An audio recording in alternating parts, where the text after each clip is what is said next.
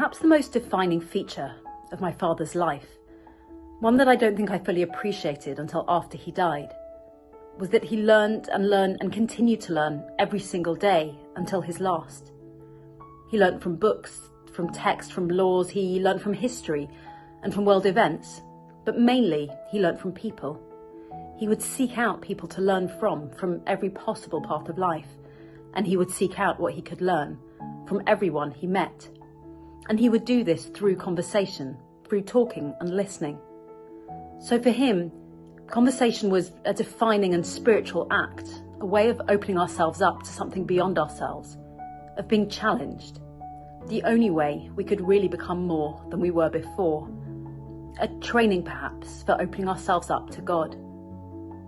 In this coming week's parasha, Chayei Sarah, we read that before meeting his future wife for the first time, Vayetze Yitzchak lasuach b'sadeh lifnot arev, Yitzchak had gone out in the field before evening to meditate. The Talmud in Brachot, commenting on the choice of the word lasuach, usually meaning to talk or to converse, states, Ein sicha ela tefillah. There is no conversation without prayer, or as my father explains it, conversation is a form of prayer.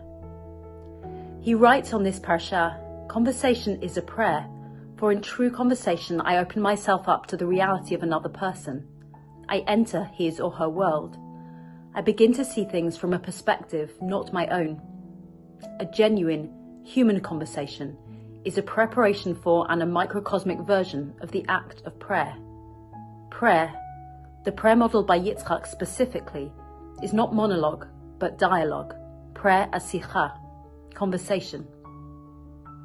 So it is fitting that through this initiative, communities in conversation, all over the world, individuals, communities and organizations will mark my father's yahrzeit, not simply from learning from what he wrote, but through conversation, coming together, asking, challenging, listening, and learning from each other. It means more than I can say to us, his family, that you are helping to carry forward his teaching in this beautiful way. He wrote of Moshe's death at the end of the Torah, "We will not complete the journey. Therefore, we each must inspire others to continue what we began." Thank you for continuing the work my father began. And may the work he began be a blessing for all of us.